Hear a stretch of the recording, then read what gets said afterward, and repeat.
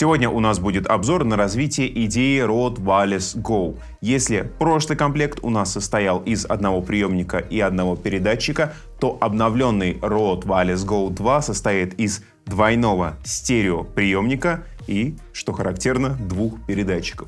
Давайте погружаться в это во все вместе, смотреть, выяснять, конечно же, слушать.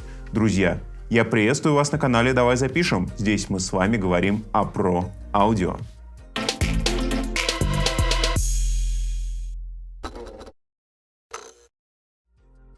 Перед основной частью давайте все же посмотрим, что идет вместе с этими системами.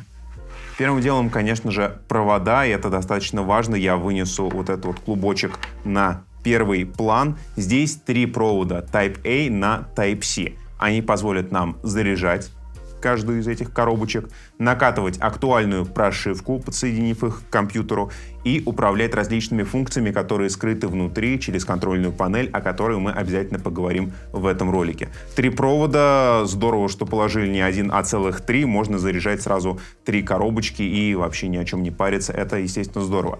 Также в комплекте идет вот такой чехол, не знаю, кошелек его иногда тоже называют, мягкий, с приятного материала,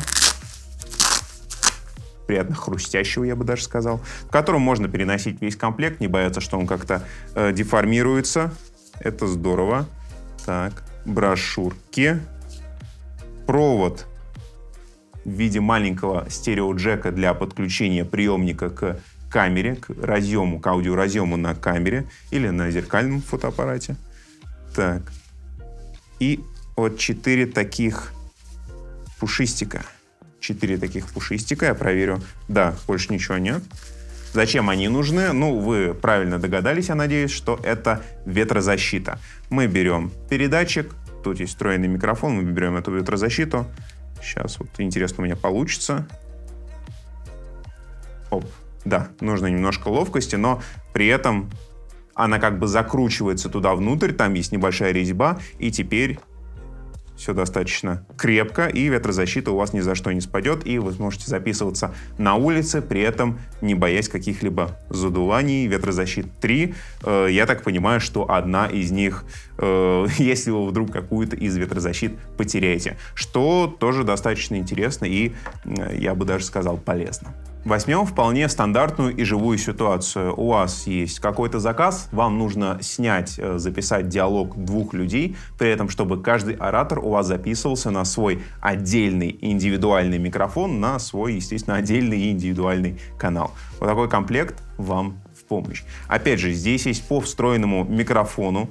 Микрофон имеет круговую сферическую направленность. Это значит, что как бы вы ни расположили эту прищепку, ну, вернее, куда бы вы ее ни направили, вы будете получать примерно один и тот же звук. Давайте попробуем выяснить это вместе. Чуть-чуть немножко потестировать. Вот я говорю так, я поворачиваю прищепку, продолжаю говорить. Я поверну ее вниз и еще немножко поговорю. И, наконец, четвертая сторона поговорю. Могу направить на вас микрофон и поговорить. Могу направить микрофон в свое тело и тоже что-то немножечко подекларировать. Естественно, так будет немножко глушиться звук, поэтому я оставлю все как было и повешу назад за свой карман, чтобы она была плюс-минус направлена на мое лицо. Естественно, если у вас есть своя петличка и вы хотите использовать петличку, либо она звучит лучше, чем этот всенаправленный микрофон, либо из эстетических соображений, вы можете подключить сюда петличку. Тут на корпусе имеется разъем в виде маленького джека. Опять же, вот этот передатчик можно спрятать будет где-нибудь на теле, либо зацепить за карман, опять же, внутренний, или за ремень на одежде, благо здесь есть клипса для этого. Ну и протянуть петличку, закрепить ее, и все будет красиво, и вот эта вот вещь, она, в принципе, не будет на виду, что тоже достаточно удобно. Для записи звука в этом ролике мы пользуемся исключительно этим комплектом и ноутбуком. Как-то странно вы не находите, ведь это радиокомплект, и по-хорошему для него нужен либо рекордер, либо звуковая карта, ну, на худой конец камера, в которую мы бы могли воткнуться. Но на самом деле это одна из очень важных фишек именно второй версии. Здесь мы имеем так называемый цифровой выход. То есть на приемнике вместе с 3.5 джеком аналоговым, который можно подключить, опять же, либо к камере, либо к рекордеру, либо просто вставить туда наушники и слушать, что у вас происходит на записи, появился Type-C разъем. Вернее, он был и на первой версии, но здесь он обрел функцию цифрового выхода. То есть эта штука, по сути, внешняя звуковая карта. И этот комплект мы используем весь ролик в качестве внешней звуковой карты. Только учтите, что здесь нету каналов на выход, здесь есть лишь 2 канала по входу. Ну, то есть один стереоканал. Мы воткнулись к компьютеру, мы открыли цифровую рабочую станцию, выставили в ISO for All вот эту штуку, которая определилась автоматически, и начали запись. Так что весь сегодняшний ролик вполне легально мы делаем только силами, мощностями вот этого самого комплекта и моего ноутбука, и признаться, это действительно здорово. Еще один способ записи, которым мы с вами можем воспользоваться, это запись напрямую в передатчик. Тоже нововведение второй версии, и позвольте я объясню, как же оно все-таки работает. В каждом из передатчиков у нас имеется встроенная память. Она циклична, то есть когда мы ее полностью заполняем материалом, перезапись начинается снова, ну, как авторегистратор. Можно выбрать формат, либо это будет MP3, либо это будет WAV, при этом от выбранного формата будет зависеть максимальное количество часов, которое будет доступно вам для записи. Но на самом деле на этот счет, я думаю, беспокоиться особо не стоит, потому что максимальное количество часов, которое держит батарейка, вот каждый из прищепок, это 7 часов. И эта цифра гораздо меньше объема памяти, которую мы с вами можем использовать для записи на передатчик. Большинство специальных функций у нас настраиваются через контрольную панель на компьютере, которая называется Road Central. Возьмем приемник, подключим его по USB к компьютеру и откроем эту контрольную панель. Ну, мы видим, что помимо настроек яркости здесь дано управление усилением, то есть громкостью микрофонов. Есть упрощенный режим на 3 позиции, тихо, средне и громко, а также продвинутый режим с тонкой настройкой в децибелах. Далее можно выбрать, будут ли 2 канала писаться раздельно или вместе. Активировать функцию Safety Channel и запрограммировать главную кнопку либо на работу подсветки, либо на постановку меток в файле. Safety Channel довольно интересная функция, и она дает нам возможность записывать звук одного микрофона сразу на 2 канала. Первый канал основной. Громкость там стандартная, ну, то, что мы с вами настроим. Второй канал у нас будет как бы запасной, на случай каких-то непредвиденных обстоятельств. И громкость там будет тише. Эту разницу в громкости можно задать, опять же, в приложении. И если вдруг ваш оратор захочет покричать, повысить свой голос на кого-то, и он перегрузит первый канал, то у вас всегда есть запаска в виде второго канала, и его вы сможете использовать, чтобы закрыть косяки производства. Так это мы с вами назовем. Учитывайте важную особенность, что если вы используете режим Safety Channel, то вы можете использовать только один передатчик. Второй будет недоступен. Ну, потому что у нас приемник все-таки двухканальный, а, к сожалению, не четырехканальный. Что по поводу меточек? После небольшого колдовства в контрольной панели у вас появится возможность ставить метки на материале, который вы записываете прямо на аудиофайле. Да, это действительно так просто, и это очень удобно. Используем вот эту кнопочку, нажимаем, и отметочка установилась. Для чего это можно использовать? Например, вы пишете интервью, и вы хотите сделать нарезку из этого интервью, и вы знаете, что тот или иной момент он обязательно должен попасть в нарезку с самым-самым интересным.